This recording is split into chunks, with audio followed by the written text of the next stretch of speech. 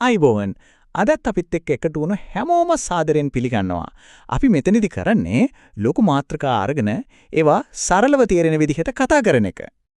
කවදා හරි වෙබ් පිටුවක් දිහා බලලා කල්පනා කරලා තියෙනවද? ඒක ඇත්තටම හැදෙන්නේ කොහොමද කියලා? අමතුව රහන් වගේකුයි වචන ටිකකුයි තියෙන සරල ටෙක්ස්ට් ෆයිල් එකක්. අපි හැමදාම පාවිච්චි කරන ලස්සන වෙබ්සයිට් එකක් බවට පත් වෙන්නේ කොහොමද? හරි එහෙනම් අපි මේකේ ගැඹුරටම යමු.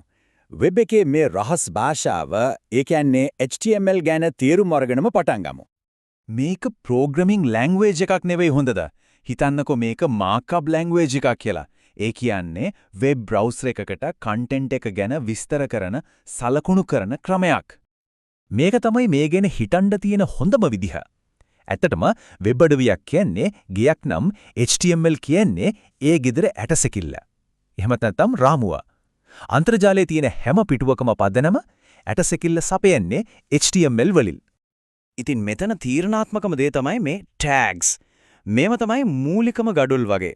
මේ ටැග්ස් වලින් තමයි බ්‍රවුසරයට කියන්නේ යමක් මොකක්ද කියලා. ඒ කියන්නේ මේක මාතෘකාවක්ද, ඡේදයක්ද, නැත්නම් පින්තූරයක්ද කියන එක. හරි, එහෙනම් අපි අපේ පළවෙනි නිර්මාණය පැත්තට යමු. බලමුකෝ හැම වෙබ් පිටුවකටම නැතුවම බැරි අත්‍යවශ්‍යම ටැග් තුන මොනවද කියලා. ඔන්න බලන්න. HTML ටැග් එකෙන් තමයි හැමදේම ආවරණය වෙන්නේ. හෙඩ් එක ඇතුලේ තියෙන්නේ පිටුව ගැන විස්තර, ඒ කියන්නේ බෑග්ග්‍රවුන්ඩ් ඉන්ෆර්මේෂන් වගේ දේවල්.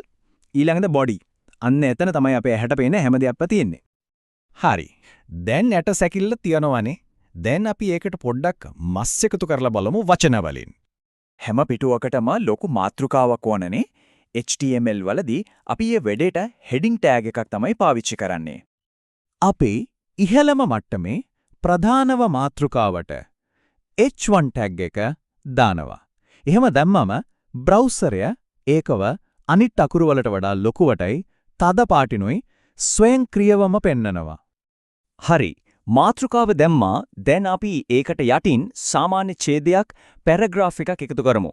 ඒකට පාවිච්චි කරන්නේ හරිම සරල, ඒ වගේම ගොඩක් වැදගත් පැරග්‍රාෆ් ටැග් එක. හොඳ බලන්න. මේකෙන් කොච්චර ලස්සනට පේනවද P ටැග් එකෙන් අපි ලියපු වාක්‍ය සාමාන්‍ය ටෙක්ස්ට් බ්ලොක් එකක් විදියට හදන්න හැටි. වචන විතරක් තියෙන පිටුවක් හොඳ ආරම්භයක් තමයි. ඒත් වෙබ් එක කියන්නේ ඊට වඩා දෙයක්. ඒක දෘශ්‍යමාන, ඒකිනෙකට සම්බන්ධ වෙච්ච තැනක්. හරි, එහෙනම් අපි පින්තූරයක් දාලා මේ පිටුවට පොඩි ජීවයක් දෙමු. මේකට අපි ඉමේජ් ටැග් එක තමයි ගන්නෙ. හැබැයි මේක අනිත් ටැග් වගේ නෙවෙයි. මේකට ක්ලෝසින් ටැග් එකක් නැහැ. ඒ වෙනුවට මේකෙන් කෙලින්ම බ්‍රවුසර් එකට කියනවා පින්තූරේ තියෙන්නේ කොහෙද කියලා. බලන්න, ඉමේජ් ටැග් එක src එහෙම නැත්නම් source කියන ඇට්‍රිබියුට් එකක් පාවිච්චි කරනවා. ඇට්‍රිබියුට් එකක් කියන්නේ ටැග් එකකට අපි දෙන අමතර තොරතුරක්.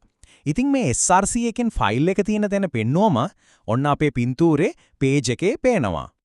හරි, දැන් ඉන්නේ HTML වල තියෙන සුපිරිම බලය. ඒ තමයි හයිපර් ලින්ක් එක. වෙබ් එකන වෙබ් කියන නම, ඒ කියන්නේ ජාලය කියන නම එන්නෙම පිටු එකිනෙකට සම්බන්ධ කරන්න තියෙන මේ හැකියාව නිසා. එහෙම නැත්නම් ඇන්කර් ටැග් එක href කියන ඇට්‍රිබියුට් එකක් හරහා ක්ලික් කරන්න පුළුවන් ලින්ක් එකක් හදනවා. හිතන්නකෝ මේකෙන් සරල වචන ටිකක් අන්තර්ජාලයේ ඕනෙම තැනකට යන්න පුළුවන් දොරටුවක් බවට පත් කරනවා. හොඳයි. ඉතින් අපි මේ එකතු කරපු හැම කෑල්ලක්ම එකට තියලා බැලුවම අපි ඇත්තටම හදලා තියෙන්නේ මොකද්ද? මෙතන ඇත්තටම පුදුම හිතන දේ තමයි මේක.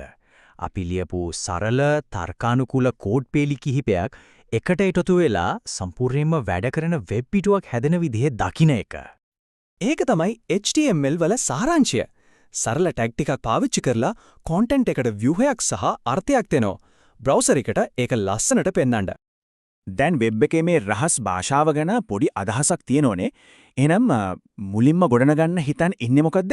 ඊළඟ වතාවේ වෙබ් පිටුවක් දිහා බලනකොට මතක තියාගන්න ඒ පිටිපස්සේ හැංගිලා තියෙන මේ සරල, ඒ වගේම හරිම ලස්සන ඇටසැකිල්ල ගැන.